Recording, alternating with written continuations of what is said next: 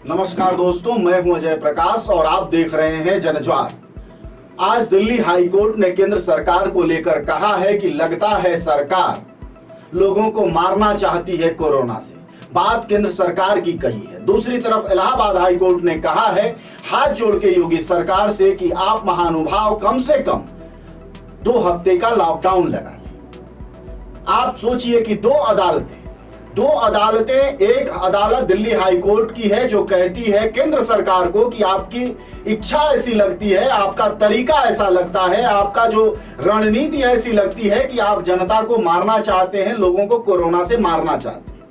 और दूसरी तरफ इलाहाबाद हाई कोर्ट महान योगी आदित्यनाथ को कहता है कि हाथ जोड़ते हैं प्रभु आपसे, आप महाराज ठहरे, 2 हफ्ते का एक लॉकडाउन लगा लें, हो सकता है कि चीजें रुक जाए।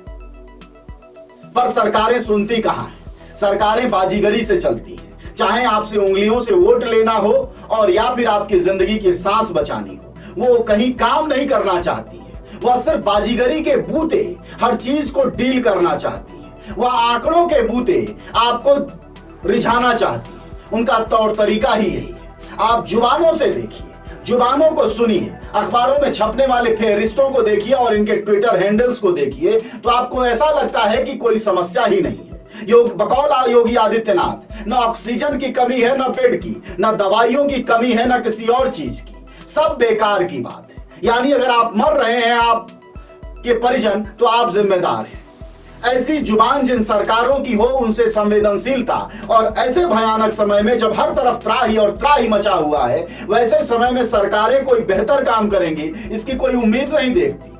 दूसरी तरफ अदालतें लगातार चिल्ला रही हैं, पर उनकी कोई औकात बची नहीं है। पिछले 7 सालों से जब लगातार इन्हीं अदालतों से समाज के जागरूक लोग कह रहे थे कि माई बाप महामहिम बचाइए अपने देश के इंस्टीट्यूशंस को, तो ये मुंह बाके लॉलीपॉप खा रहे थे। और आज इस लॉलीपॉप का परिणाम यह है कि उत्तर प्रदेश जैसे बड़े राज्य की सुप्रीम अदालत यानी हाई कोर्ट इलाहाबाद को कहना पड़ता है कि माई बाप हाथ जोड़ते हैं, 2 हफ्ते का लॉकडाउन लगा लीजिए। दिल्ली प्रदेश की राजधानी, देश की राजधानी है, और उसमें बैठे हुए हाई कोर्ट के जज को कहना पड़ता है कि लगता है केंद्र सरकार लोगों का जान लेना चाहती है, लोगों की जान लेना चाहती है। इस स्थिति में हम पहुंचे तो पहुंचे कैसे एक देश की सरकार इतनी बड़ी ताकतवर और तानाशाह हो गई है कि किसी को सुनने को तैयार नहीं है। वह सांस की इंतजाम तब करती है जब लोगों की सांस उखड़ उखड़ के श्मशानों तक पहुंचने लगती है। उससे पहले वह चुनावी रैलियों में होती है, उससे पहले वह सोनिया गांधी और राहुल गांधी के आंकड़े गिनती रहती है।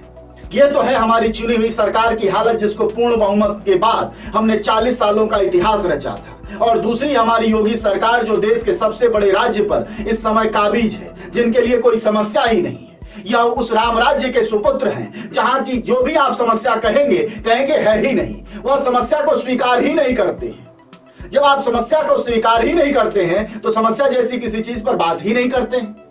एक तरफ लोग उनके राज्य में ऑक्सीजन के बिना मर रहे हैं, लखनऊ में अस्पताल नहीं है।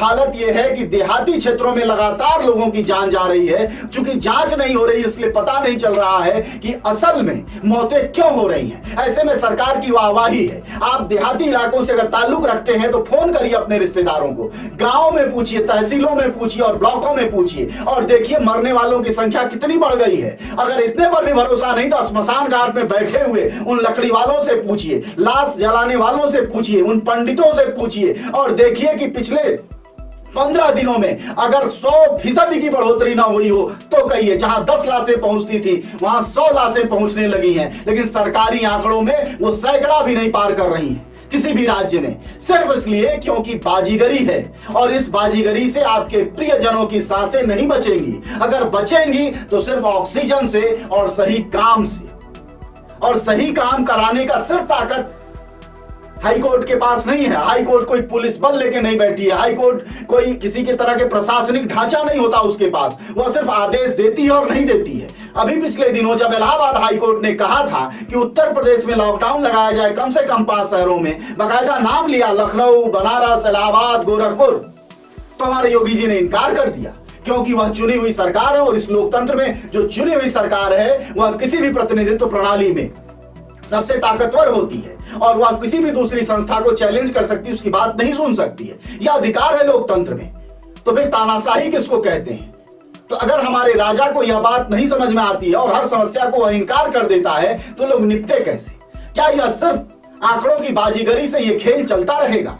हमारी आंखें थक गई हैं श्रद्धांजलि लिखते लिखते, आप सबकी उंगलियां थक गई होंगी सोशल मीडिया पर नमन, श्रद्धांजलि, दुखद, ऐसा कैसे हुआ, भरोसा नहीं हो रहा है, आत्मा को शांति मिले, उनका सब लुट गया, उनका सब पिट गया, उनका देश उजड़ गया, वह बहुत महान थे, उनकी उम्र नहीं थी, अभी तो वह बच्चा था, उसके 2 छोटे बच्चे हैं। इस तरह की बातें लिखते लिखते हमारी आपकी उंगलियां थक गई हैं।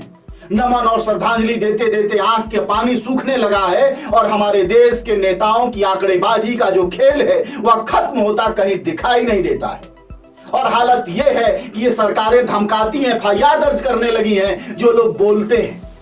सवाल यह है कि जिनके घरों से लाश जा रही है, जिनके घरों से परिजन मारे जा रहे हैं, क्या वह सरकारों की धमकियों से डरें, चुप रहें, अस्पतालों की असलियत न कहें? क्या ये अदालतें अपनी बात न कहें, सब चुप्पी साध लें और राम राज्य के उस समय का इंतजार करें जब राजा और रंक एक हो जाएगा? तो अच्छा किया, राम राज्य आ गया है और अब क्या राजा और क्या रंक सब एक समान होते दिखाई दे रहे हैं। आप अरबपति हैं तब भी अस्पतालों में मर रहे हैं और आप रंकपति हैं तब भी अस्पताल के बिना मर रहे हैं। और यह राम राज्य में ही संभव था जब राजा और रंक एक साथ एक घाट पर मरते हुए पाए जा रहे हैं और उनकी चिताओं के जलाने के लिए न लकड़ियां हैं और न लोग मिल रहे हैं, कंधा देने वाले लोग नहीं मिल रहे हैं। और यही राम राज्य है। और इस राम राज्य से अगर आप खुश हैं तो वापस लौटिए और जाइए, फिर एक बार तल्लीनता से घंटा बजाइए और अपने मरने वाले प्रियजनों के बारे में कहिए कि वह कोरोना से मौतें नहीं हुई।